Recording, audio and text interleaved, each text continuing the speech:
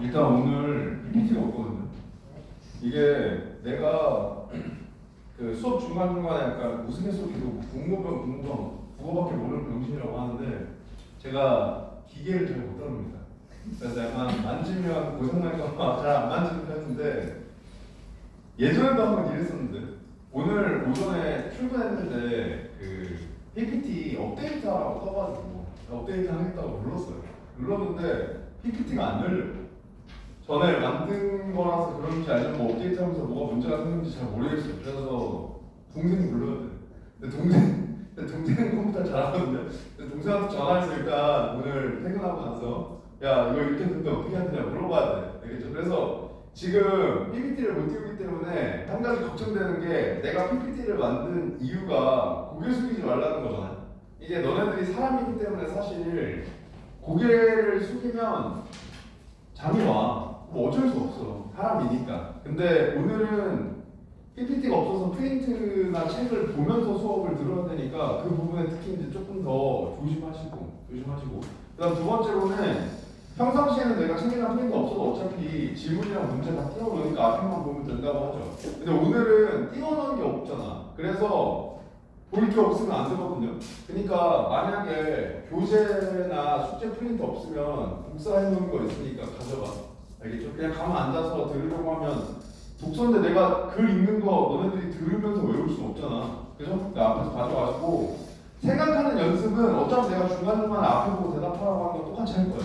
똑같이 할 거니까 그 부분에 대해서는 내가 물어봤을 때 대답하려고 노력하시면 돼요. 아시겠죠? 앞에 저 오른쪽이 복사하는 거니까 저거 가져가시면 됩니다. 자, 그래서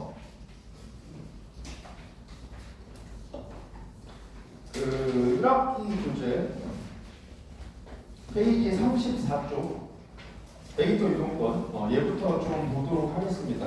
알겠죠? 자, 그래서 우리가 문제통에서 질문 어떻게 읽을지 먼저 전략부터 짜보면 내가 이번 학기 때는 문제풀이 방법, 접근 방법과 관련된 이야기를 이전보다 조금 많이 할 거라고 이야기했어요. 이제 수능이 점점 다가오는 입장이기 때문에 문제풀이에 대한 전략적 접근도 여러분들이 알아두는 게 분명히 도움이 돼요. 그래서 그 부분에 대해서 조금 더 이야기할 거고, 다만 내가 이렇게 푸니까 너네도 무조건 이렇게 풀어야 된다는 건 아니야. 계속 강조하지만 근본적으로 독서에서 제일 중요한 건 지문을 읽고 이해할 수 있는 능력입니다. 따라서 공부를 하실 때는 항상 이해의 포인트를 주시고, 이해되면 전략적 접근이 있다고 다 필요 없어요. 어차피 다 맞을 수 있어요. 알겠죠? 다만 우리가 이해를 잘 하기 위해서, 이해력을 높이기 위한 공부 방법을 선택한다고 하더라도 수능날 출제되는 지문이 100% 이해될 거라는 보장이 없다고 그랬죠. 안타깝지만. 그래서 문제를 통해 어떻게 접근하는지를 알고 있는 게 그런 상황에서 도움이 될 수 있으니까 어떻게 접근해야 될지 한번 좀 같이 보고 지문으로 들어갈게요. 1번은 일치불일치죠? 일치불일치라서 나는 개인적으로 지문 읽으러 직전에 선제 읽으면서 키워드 정도 체크해보고 해당되는 내용 나올 때마다 비교하려고 노력합니다. 그 다음 2번은 A, B의 입장에서 가에서 라에 대해 이해한 내용으로 적절하지 않은 걸 고르래. 그럼 일단 첫 번째로는 발문을 보면 알겠지만 얘도 결국엔 A의 입장에서 B를 비판 평가하는 유형의 문제랑 똑같은 유형이고, 그 다음 두 번째로는 괄호로 표시된 A, B의 입장에서니까 당연히 한 번에 확인해야 될 정보의 양을 최소화하기 위해서 A까지 읽고 일단 풀러왔어요. 근데 이렇게 나랑 똑같은 방법으로 푸는 친구들은 이미 경험해서 알겠지만 그렇게 했을 경우에 1번 선지 정도는 체크가 되는데 2번 선지에 다와 관련된 내용을 몰라요. 그죠? 그러면 그때 B로 다시 가서 B마저 읽고 확인하셔도 됩니다. 알겠죠? 내가 끊어푸는 목적을 이야기했죠. 첫 번째는 당연히 한 번에 확인해야 될 그 정보의 양을 최소화하기 위함이고, 두 번째로는 읽은 부분에 대한 이해도 점검이고, 마지막 세 번째로는 예측하며 읽기를 하기 위함이라고 했잖아. 그러니까 이런 게 일종의 예측하며 읽기를 가능하게 만드는 부분이 되겠죠.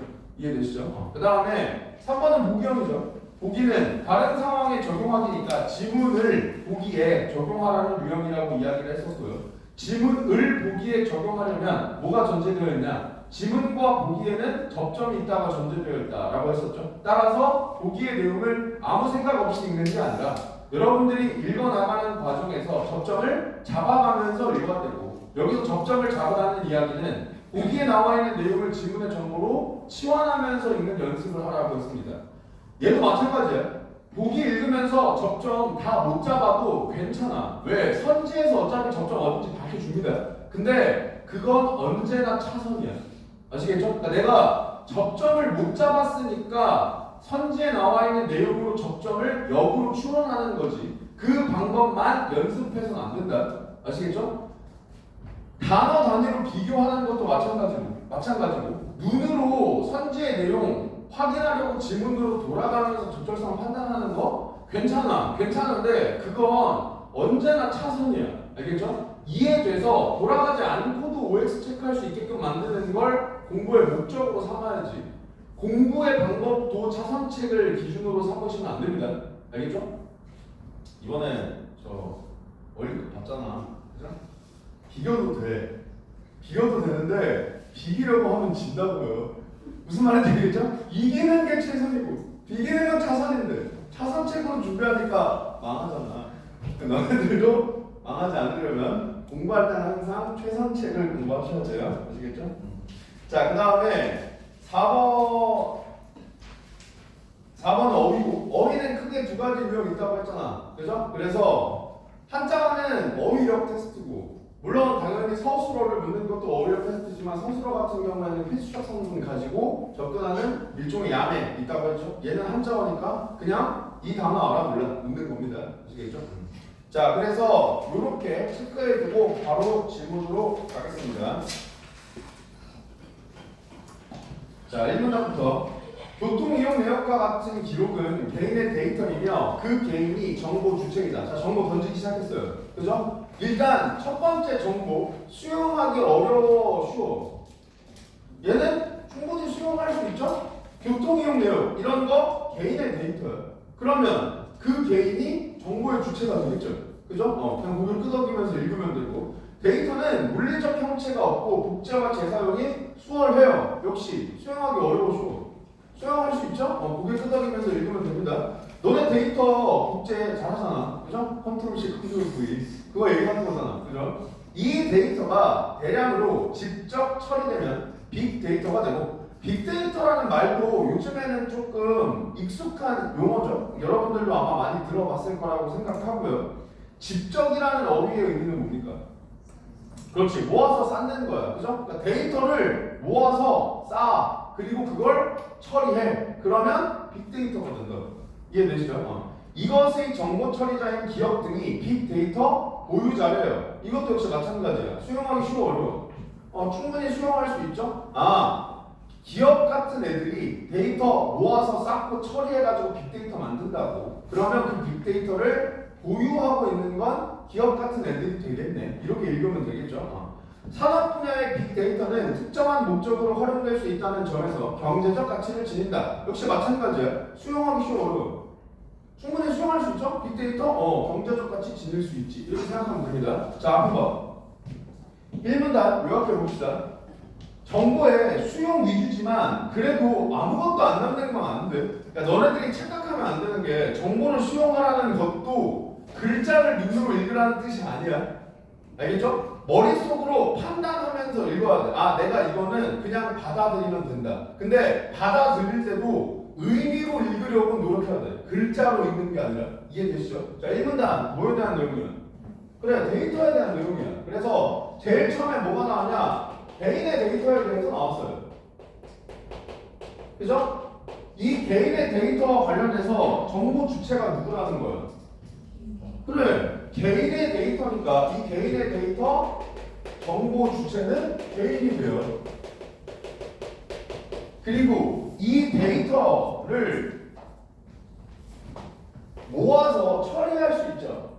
직접 처리할 수 있어요. 그럼 뭐가 돼요? 그래, 빅데이터가 돼. 그리고 이 빅데이터를 보유하고 있는 건 누구야? 그렇지. 기업 같은 게 되는 거죠. 이해되시죠? 그리고 이 빅데이터는 경제적 가치 있다고. 이게 해당되는 내용이잖아. 그래서 이 정도 나와 있으면 되고요. 데이터를 재화로 재화가 뭐야? 쉽게 얘기하면 돈이잖아. 그죠? 그럼 데이터를 재화로 본다는 게 결국 경제적 가치 이야기하는 거죠. 재화로 모아 소유권이 누구에게 귀속되어야 하는지에 대한 논의가 있다. 이런 논의 있을 수 있죠. 만약에 데이터가 돈과 같은 거라면 누구 거야? 이거 중요하잖아. 그죠? 논의가 있다. 자, 소유권의 주체를 빅데이터 보유자로 보는 견해와 빅데이터 보유자 누구였어요? 그렇지. 정보 처리해서 모으는 기업 같은 애들. 그죠? 기업으로 보는 견해와 정보 주체는 누구예요? 개인으로 보는 견해가 있대요. 그러니까 이 빅데이터가 경제적 가치가 있다면, 그러니까 마치 재화 같다면 얘의 소유권을 누구한테 줘야 돼? 이 논의가 있다면. 그죠? 그래서 빅데이터 자체를 보유하고 있는 애들 거야. 이렇게 보는 입장이 있고요. 아니야. 정보 주체 거야.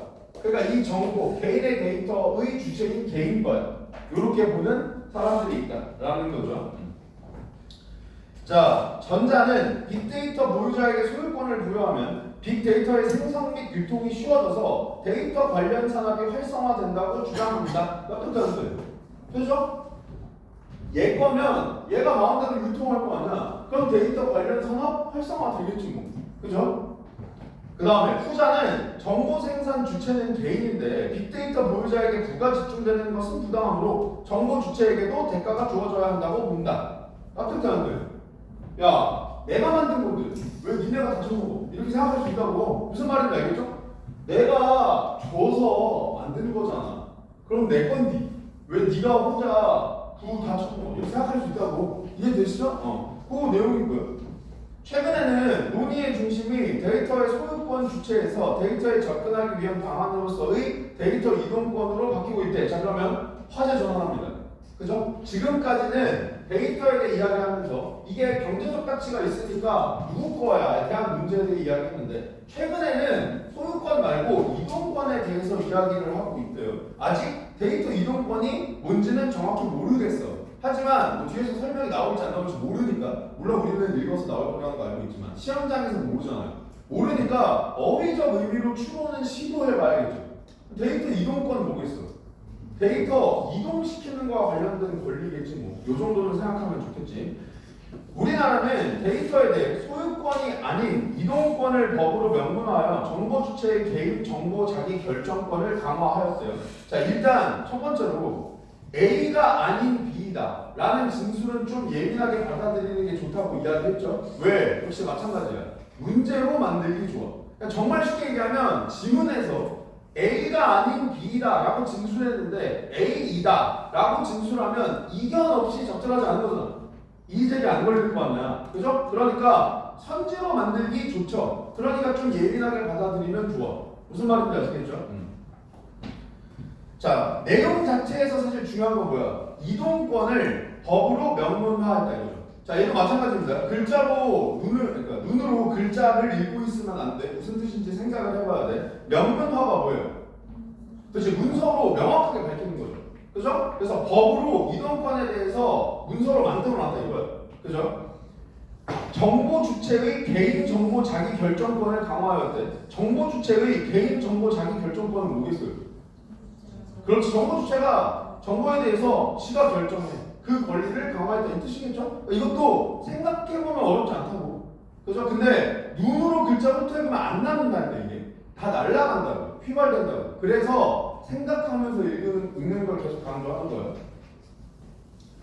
자, 데이터 이동권이란 개념적인 중입니다. 정보 주체가 본인의 데이터를 보유한 자에게 데이터 이동을 요청하면 그 데이터를 본인 혹은 지정한 제3자에게 무상으로 전송하게 하는 권리래. 자, 무슨 말인지 알겠어? 모르겠어? 알겠죠? 자, 앞에 봐. 지금 여기서 화제 전환합니다. 원래 소유권에 대해서 이야기하다가 뒤에선 이제 뭘로 화제를 전환하냐? 데이터 이동권, 이걸로 화제를 전환하죠. 그래서 데이터 이동권이 뭔데요? 그렇지, 데이터를 이동시킬 수 있는 권리야. 그걸 조금 더 자세하게 이야기한 게 정의잖아요. 그죠? 더 붙여보세요. 누가 데이터를 이동시켜요? 그렇지. 정보 주체 개인이. 정보 주체가 내 데이터 이동해 주세요 라고 하면 무상으로 해줘야 돼. 이게 데이터 이동권이라고. 이해되시죠? 그 내용이 지금 데이터 이동권에 대해서 나오고 있는 거고, 얘는 법으로 명문화되어 있다고. 명문화되어 있다고. 뭐는 안 돼 있는데. 그렇지. 소유권은 안 돼 있는데. 이해되시죠? 자,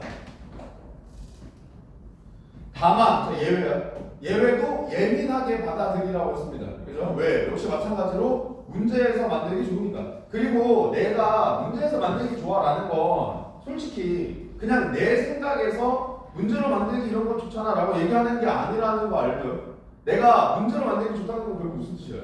평가원이 자주 그렇게 만든다는 뜻이에요. 그죠? 그러니까 우리가 이번 6월 총평 때도 이야기했고, 내가 수업 시간에도 계속 얘기하고, 얘도 역시 마찬가지로 우리가 사실 보는 이유가 평가원 기출이기도 하지만 6월 모의고사에 출제됐던 제재들이랑 뭐 다루고 있는 소재가 유사하든지 전개 방식이 유사하든지 독서 방법이 유사하든지 연계 방식이 유사하든지 해서 보고 있는 거잖아. 그죠? 그래서 여기도 마찬가지야. 반복된다는 사실을 여러분들이 확인했으면 그걸 머릿속에 좀 넣어둬야 된다고. 그래야지 시험장에서 도움을 받을 거 아니야. 그게 우리가 기출문제를 보는 이유잖아. 이거랑 똑같은 지문은 안 나오는데 이 세트에서 요구했던 사고는 또 요구한단 말이야. 아시겠죠? 그래서 이런 예외도 마찬가지입니다. 다만 본인의 데이터라도 빅데이터 보유자가 수집하여 분석, 가공하는 개발 과정을 거쳐서 새로운 가치가 생성된 것은 이에 해당하지 않는데, 자, 이가 받는 거 뭐예요? 그렇지. 데이터 이동권의 대상에 해당하지 않는다는 거죠. 자, 이 말 납득돼 안 돼? 되죠? 무슨 말이에요? 원래는 정보 주체가 야 그거 내 거잖아. 내 거잖아. 그러니까 이동해. 그러면 무상으로 이동해 줘야 돼. 심지어 이건 법으로도 명문화되어 있어. 근데 예외 상황이 있어. 그게 뭐예요? 그렇지. 얘네들이 빅데이터 보유자가 데이터를 가공, 그러니까 개발 같은 거 해서 새로운 가치가 생겼어요. 그럼 이 가치는 누가 만든 거예요? 얘네가 만든 거죠? 그럼 이 가치에 대한 소유권은 누구한테 있겠어? 얘네한테 줘야 될 거 아니야. 그래야 얘네들도 자꾸 이런 거 만들 거 아니야. 그죠? 그러니까 이런 경우에는 데이터 이동권 대상에서 제외한다. 이 얘기죠. 무슨 말인지 알겠죠? 그러니까 예외 상황이지만 납득할 수 있다고. 이해되시죠? 자, 법제화 이전에도 은행 간의 계좌 자동이체 항목을 이동할 수 있는 서비스는 있었대요. 실제로 이 계좌 자동이체 항목을 이동할 수 있는 서비스는 옛날에도 있었어요.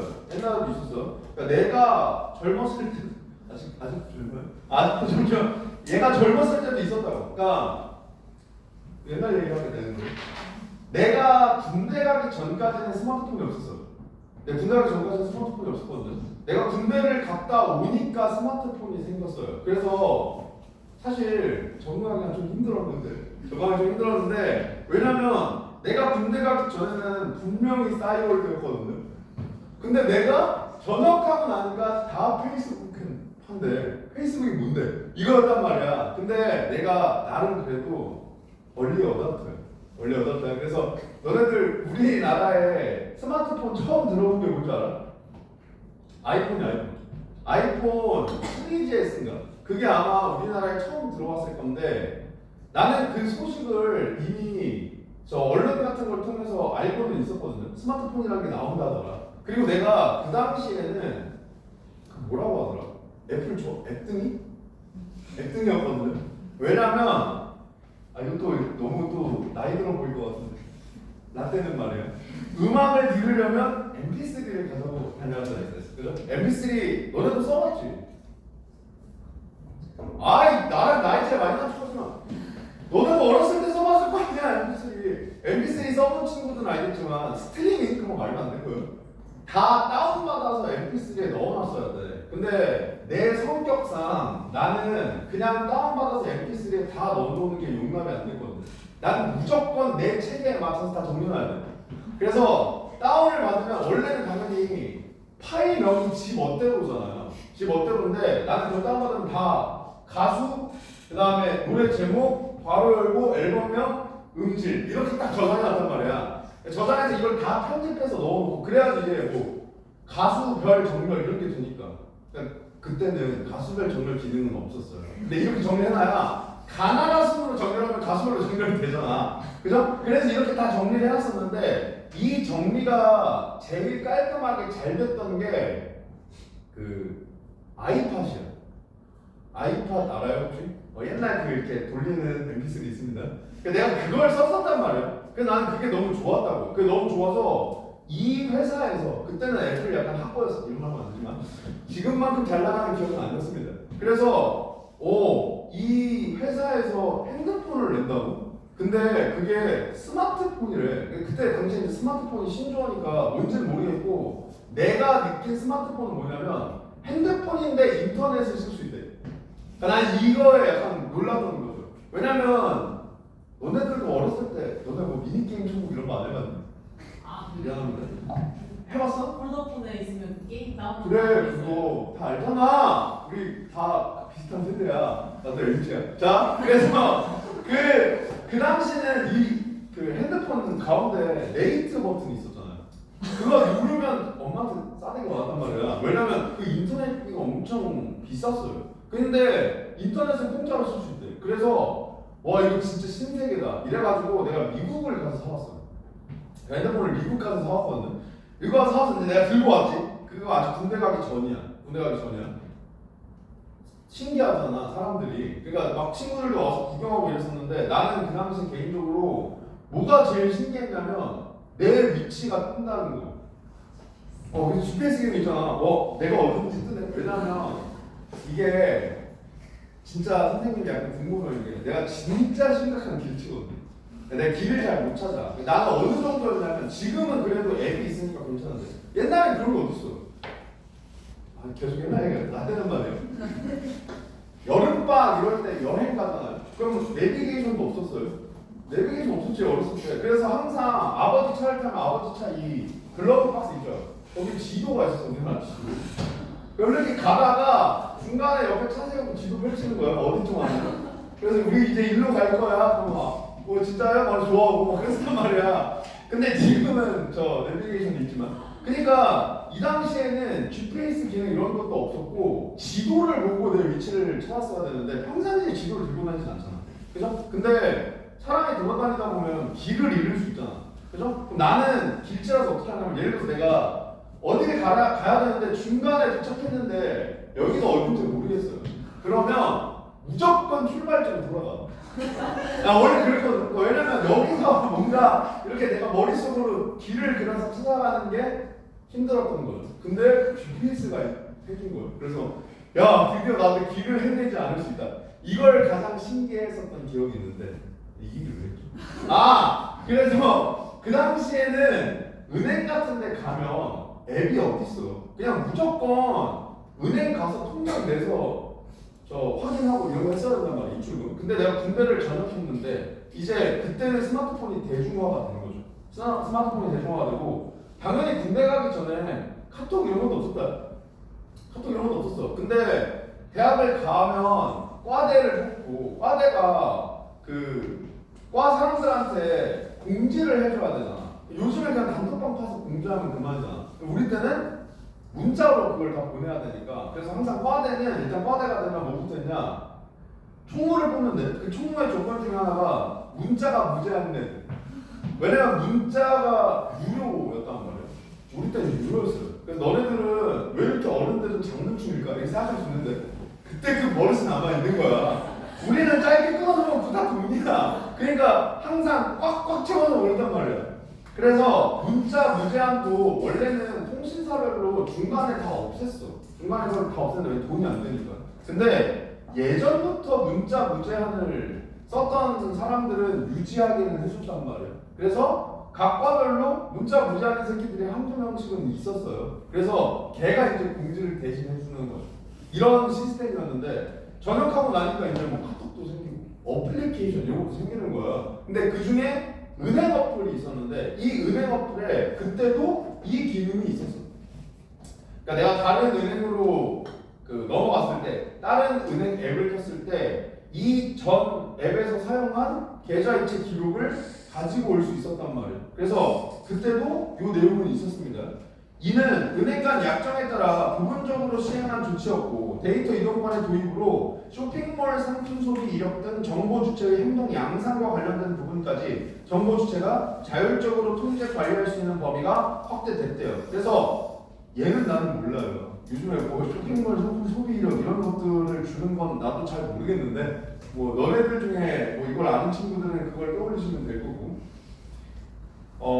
그래서 지금 법제와 관련해서 첫 번째로는 예외 상황, 그 다음 두 번째로는 뭘 이야기하고 있는 거야? 결국 확대됐다. 데이터 이동권이 명문화되면서, 법으로 명문화되면서 이런 것까지 다 가능하게 됐다.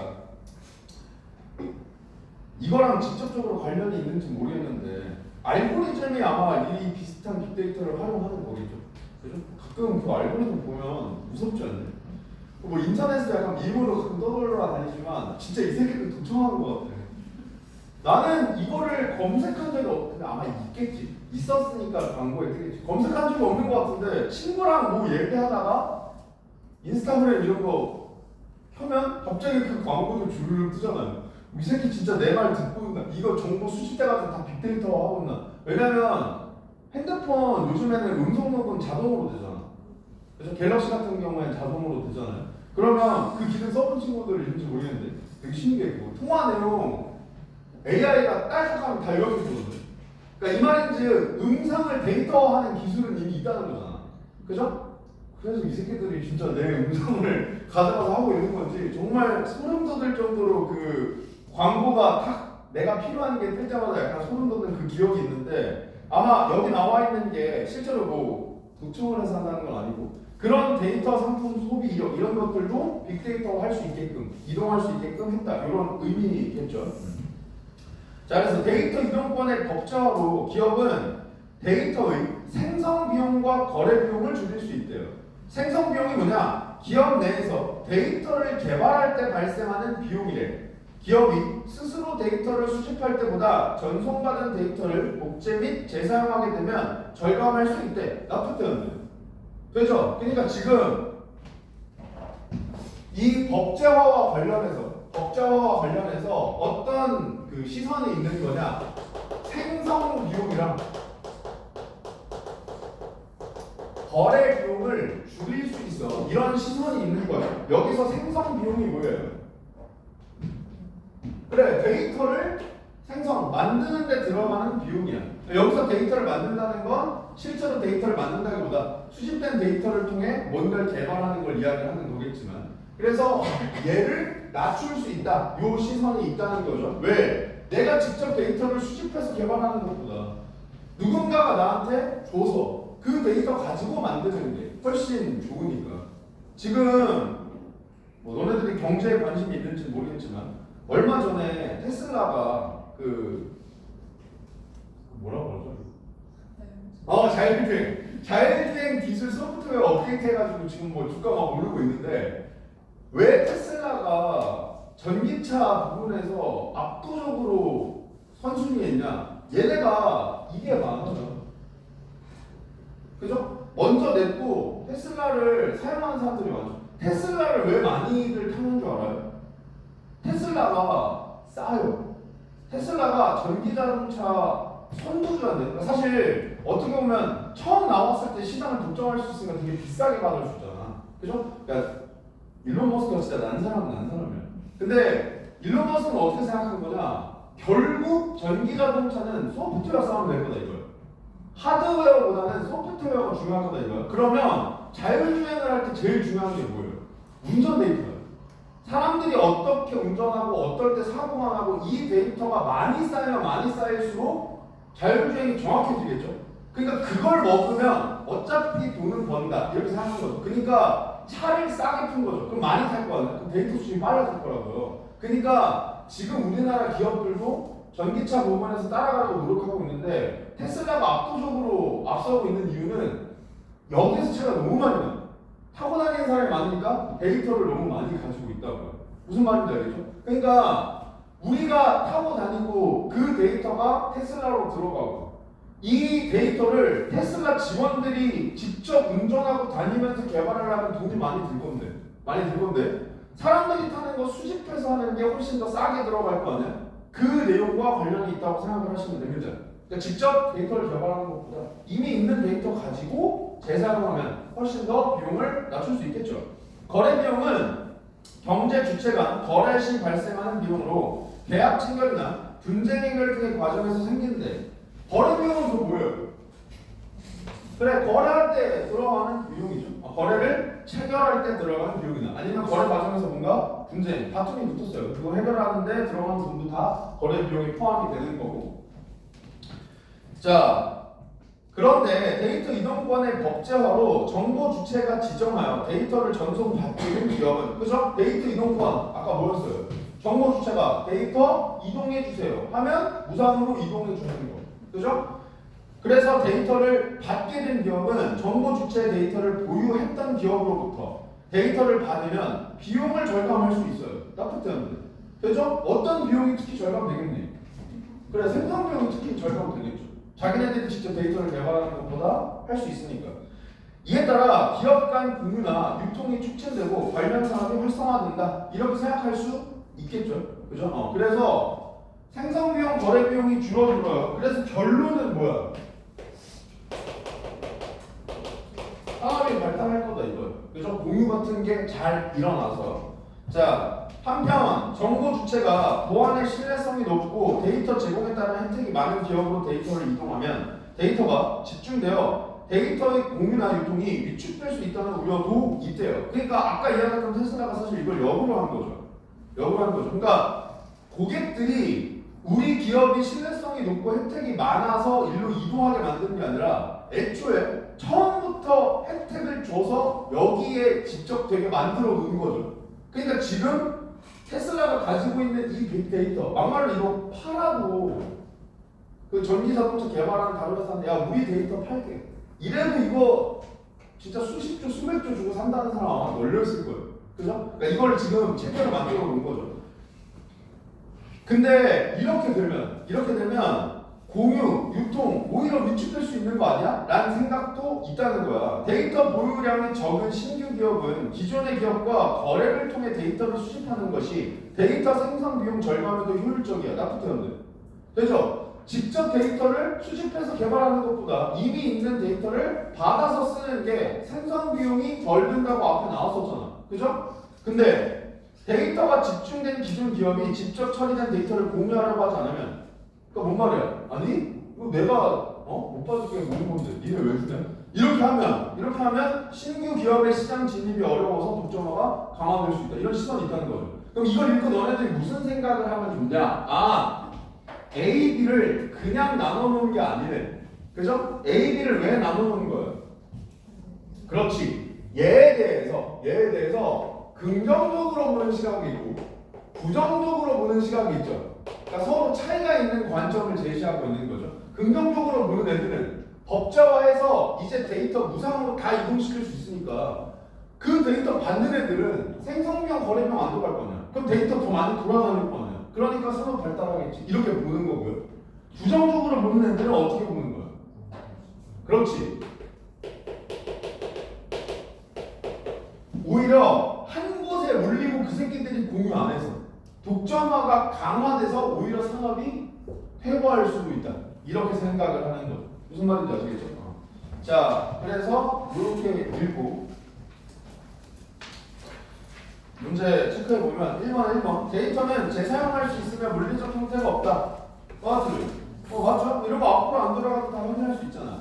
교통이용 내용이 직접 처리되면, 자, 교통이용 내용 뭐예요? 바꾸면 그렇지. 개인의 데이터 직접 처리된다. 빅데이터가 되면 경제적 가치를 지닌 데이터가 될 수 있다. 맞죠? 그러니까 지금 이렇게까지 판단할 수 있으면 시험장에서 안 돌아가도 된다고요. 그러니까 여기 있는 내용을 글자 가지고 판단하는 게 아니라 뭐를 이야기하고 있는 건지 의미까지 다 떠올릴 수 있죠. 이렇게 있는 걸 항상 공부할 때는 목표로 해야 된다.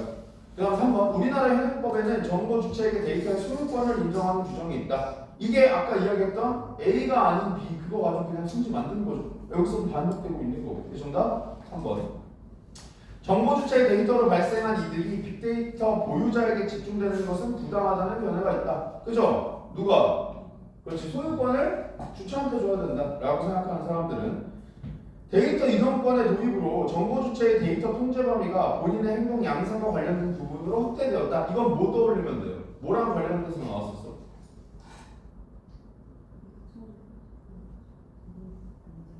자, 봐봐. 그러니까 여기서 뭐라고 하는 거 아니야, 얘들아? 여기서 내가 지금 물어봤는데 대답 못하죠? 대답 못하죠? 그 말인즉 시험장에서 이런 거 봐야 된다. 아니, 그러니까 여기서 뭘 하면 안 되냐면 대답은 못하겠는데 공부한 값에 그때 동그라미 치지 말라 이거. 알겠죠? 그게 감으로 푸는 거거든요. 물론 얘는 결론만 이야기하면 맞아. 맞는데 시험장에서는 맞는지 틀린지 확신이 없으면 눈으로 봐. 그러니까 눈으로 보는 행위가 잘못됐다는 게 절대 아니라고요. 아시겠죠? 근데 걔는 차선이야. 이해가 안 되고 판단이 안 되니까 눈으로라도 봐야 되는 거예요. 아시겠죠? 얘도 마찬가지잖아. 이것도 사실 솔직히 까놓고 얘기하면 시험장에서 베스트는 뭐예요? 3번에서 그냥 긋고 넘어가는 거예요. 이해되시죠? 자, 그 다음에 2번. A, B 입장에서 가에서 라에 대해 이해한 내용. 자, A 입장 뭐야? 긍정적으로 보는 입장. 왜? A의 입장에서 B를 비판 평가하라. 요 유형 같은 경우에 제일 중요한 건 A의 입장 잡기라고 했죠. 그러니까 여기서 괄호 A의 입장을 일단 잡는 게 제일 중요해요. 얘가 긍정적으로 본다는 거고. 왜 긍정적으로 봤어? 비용이 줄어서 공유 유통 많이 일어나고 산업 발달할 거니까. 이걸 머릿속에 넣어놓은 상태에서 선지 판단하면 된다 이거야. 가는 받는 애들이야. 데이터 이동권 도입을 통해 나 주는 애들의 데이터를 재사용할 수 있게 되었으므로 생성 비용 줄일 수 있다. 맞죠? 맞죠? 이거 묻는 거잖아. 근거. 그죠? A의 핵심 근거. 그 다음 2번. A의 입장에서 정보 주체가 데이터 이동을 요청하여 데이터를 전송받는 제3자가 다라면 다는 신규 기업들을 이야기하는 겁니다. 그러니까 신규 기업이 만약에 받게 된다면 분쟁 없이 정보 주체의 데이터를 받게 되어 거래 비용을 줄일 수 있다. 맞죠? 역시 이것도 긍정적으로 보는 애들의 핵심 근거예요. 그죠? 그 다음 3번. B의 입장에서 다가 라와의 거래에 실패, 그러니까 신규 기업이 대기업, 이미 갖고 있는 애들의 거래에 실패해 데이터를 수집하지 못해서 신규 기업의 데이터 생성 비용이 발생하면 관련 산업 시장에 진입하기 어려워질 수 있다. 맞죠? 역시 얘네의 핵심 근거죠. 얘네의 핵심 근거죠. 그 다음 4번. A와 B를 가보시고 B의 입장에서 정보 주체의 데이터가 나에서 라로 이동하여 직접 처리될수록 기업 간 공유나 유통이 위축될 수 있다. 이게 B가 부정적으로 생각하는 애 역시 핵심 근거죠. 그죠? 그러니까 가능해. 그럼 A와 달리 자동이죠. 왜? 여기에 대한 시선에서 차이가 나는 거잖아요. 그죠? 그러니까 이것도 핵심적인 내용만 묻고 있는 거예요. 그 다음 5번. B와 달리 역시 바로 치고 긍정적으로 보는 입장에서 나는 가로 데이터를 이동하여 경제적 이득을 취할 수 있으므로 여기서 나는 데이터를 주는 애, 가는 받는 애야. 그러면 데이터를 주는 애가 이득을 볼 수 있다는 내용이 있어요? 없잖아. 그죠? 그러니까 정답은 그냥 5번이든. 무슨 말인지 알겠죠? 이렇게 보시면 자, 그 다음에 3번에 보기. 얘를 그냥 쭉 읽어 나가는 게 아니라 접점 떠올리면서 읽으려고 노력해야 돼. A은행은 고객들의 데이터를 수집하고 이를 분석 가공하여, 그러니까 얘를 중요하게 봤어야 돼. 그죠? 왜? 못 떠올렸어야 돼. 그래서 이거, 그죠? 분석 가공하여 자산관리 데이터 서비스인 연령별, 직업군별 등 고객 맞춤형 금융상품 추천 서비스를 제공했대요.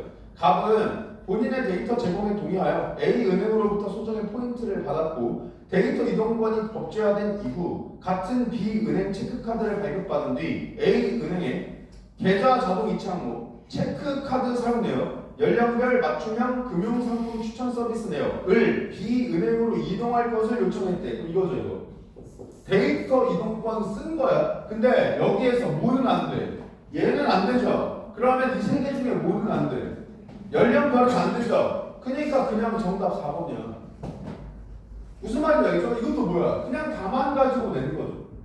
다만 가지고 내는 거죠. 그러니까 이런 것들이 계속 반복되니까 우리가 이전에 봤던 기출문제에서도 이런 거 가지고 성질 만드는 거 많았잖아. 그죠? 뭐 주택이면처럼 그랬고.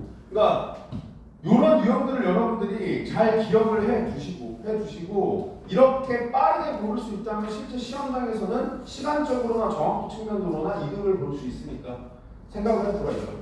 나머지 선제는 솔직히 너무 쉽기 때문에 생각하겠습니다. 아시겠죠? 자, 넘어갑니다. 1학기 교재 97페이지. 프린트 받은 친구들은 어차피 다 복사돼 있을 거고. 자, 가나형입니다. 가나형이니까 일단 기본적으로 한 번에 확인해야 될 정보량 적으면 적을수록 좋으니까 가랑 나를 끊어서 볼 거야. 끊어서 볼 거야. 다만 주제 통합적 읽기니까 나를 읽을 때 가의 내용을 잡고는 있어야 돼. 물론 요 세트 같은 경우에는 요 수능 기출들, 이 수능 기출인데 25학년 그러니까 24년에 기출된 문제이기 때문에 이 당시에는 주제 통합적 읽기가 지금처럼 확고하게 자리잡기 전입니다. 이제 막 주제 통합적 읽기가 나오기 시작했을 때거든요. 나온 지 한 1년 지났을 때야. 그래서 이 세트는 너네들이 풀어봐서 알겠지만 주제 통합적 읽기를 깊게 묻진 않아요. 뭔가 딥하게 건드리진 않아. 근데 우리가 지금 맞닥뜨리는 가나형 같은 경우에는 주제 통합적 읽기를 딥하게 건드리는 경우도 있죠. 그리고 애초에 주제 통합적 읽기의 성취 기준도 그거고. 그러니까 이 세트랑 별개로 그걸 연습은 해야 된다 이 말이에요. 아시겠죠? 그리고 내가 예전에 이런 얘기 한 적 있죠. 너네들이 국사 필수 교육 과정이잖아. 그죠? 그래서 국사에서 배우는 내용을 배경 지식으로 요구하는 경우가 늘고 있다고 했죠. 요 세트도 마찬가지죠. 그러니까 지금 가가 솔직히 이 세트 같은 경우에는 가 세트가 조금 까다로워요. 내 생각에 얘는 시험장에서 맞닥뜨렸을 때 생각보다 체감 난이도가 어려웠을 거야. 실제로도 애들이 어려워했었고. 왜 그러냐? 인문 지문이라 족밥이라고 생각하고 들어왔는데 정보가 많죠. 그죠? 그러니까 얘는 인문 철학 지문처럼 그러니까 마치 특정 학자의 생각을 막 쏟아내는 것처럼 지금 각 시기별로 내용들을 쏟아내고 있잖아요. 그럼 결국 얘네들을 분류하면서 읽는 게 핵심이 되는데 문제는 그 분류도 빡센데 뭐 척사파라든지 아니면 이모군란이라든지 아니면 갑신정론이라든지 아니면 을사늑약이라든지 얘네들이 뭔지를 모르면 이거 사실 그냥 시기 구별해 주는 거잖아. 뒤로 갈수록 약간 이런 뜻이잖아. 그죠? 근데 얘네들을 모르면 이런 거 하나하나도 다 정보라고 생각해서 훨씬 더 과부하가 온다고. 내 생각에는 요 세트 같은 경우에는 국사의 배경 지식의 수준이 체감 난이도를 결정했을 가능성이 커요. 무슨 말인지 알겠죠? 제발 국사 좀 해. 알겠죠? 특히 조선시대와 관련된 내용들은 좀 공부 좀 해. 선생님 그거 어차피 절대평가라 족밥입니다. 그거 뭐 한 수능 일주일 전에 대충 밥 먹을 때마다 유튜브 요약본만 봐도 돼요. 그렇게 하지 말라고. 알겠죠? 제발 그냥 좀 알거나 합시다. 그리고 조선시대와 관련된 내용들은 이렇게 인문 제재뿐만 아니라 고전 문학의 배경 세계관이잖아. 그죠? 우리가 문학과 관련된 이야기를 할 때도 결국 특히 조선시대와 관련된 내용들은 여러분들이 알고 계시는 게 좋아요. 알겠죠? 그러니까 역사를 잊은 이들의 미래는 없다고. 알겠죠? 제발 공부를 괜히 국사를 필수로 했겠니? 공부 좀 해. 알겠죠? 자, 그래서 그 내용이 체감 난이도를 결정했을 수도 있다. 이것도 참고로 알아두시고. 자, 문제만 먼저 쭉 한번 훑어볼게요. 어떻게 접근해야 될지.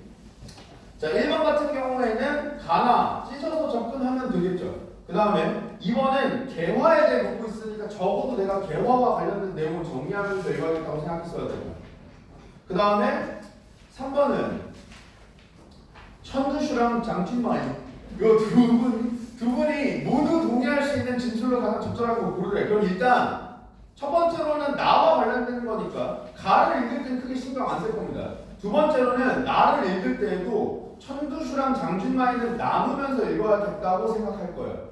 무슨 말인지 알겠죠? 그 다음 마지막 세 번째로 요 유형을 생각보다 애들이 어려워해요. 이거 안 나온 지는 좀 됐거든요. 이 모두 동의 이게 예전엔 진짜 많이 나왔어.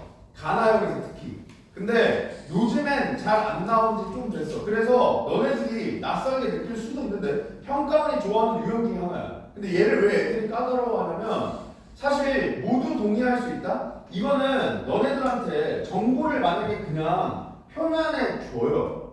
표면에 줘요. 그럼 안 어렵겠죠.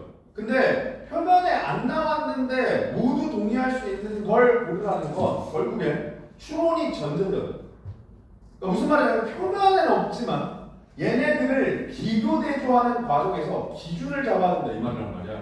그죠? 그래서 비교 대조의 본질을 묻기에도 좋은 유형이고 표면에 자 이런 건 둘이 다 동의했다 이렇게 주지 않는 이상 무조건 너네들이 추론의 과정을 거쳐서 정답을 골라야 되기 때문에 생각보다 까다롭게 느껴질 수 있으니 요 유형을 만약에 기출문제 보면서 봤던 기억이 없는 친구들이라면 요 문제를 볼 때 조금 더 주의 깊게 체크를 해주세요. 언제든지 다시 나올 수 있습니다. 그 다음에 4번은 기억 니은인데 기억은 가고 니은은 나니까 역시 가 끝나고 기억 관련된 거 체크하고 나 끝나고 니은 관련된 거 체크해야겠다고 생각하면 되겠죠. 물론 기억 니은 자체도 찢어서 접근할 수 있다면 베스트고. 그 다음에 5번의 보기 유형 가나형의 보기 유형은 일단 가 읽고 선지부터 읽으라고 했죠. 그죠? 그래서 선지에서 가의 내용으로 OX 칠 수 있는 거 OX 친 다음 해당 내용 보기로 확인하고 그래도 답 안 나오면 나가지고 체크한다. 이렇게 접근하시면 되고 6번의 어휘 문제 얘는 서술어 유형이죠. 그래서 서술어 유형은 내가 야매로 필수적 성분 체크하는 방식으로 접근해도 된다고 그랬죠. 그 정답 2번 이제 16강에 그쳤다. 좋겠다. 자 그래서 어휘 문제는 이렇게 접근하면 되고 바로 들어가야 되는데 어차피 지금 들어가봤자 조금 하다가 종칠 테니까 지금 미리 쉬겠습니다. 아시겠죠? 지금 미리 쉴 테니까 무려 1분이나 쉬는 시간을 더 주는 거거든요. 그러니까 30분에 어기적 기어오지 말고 30분에 다 앉아있어. 아시겠죠? 네. 쉬세요.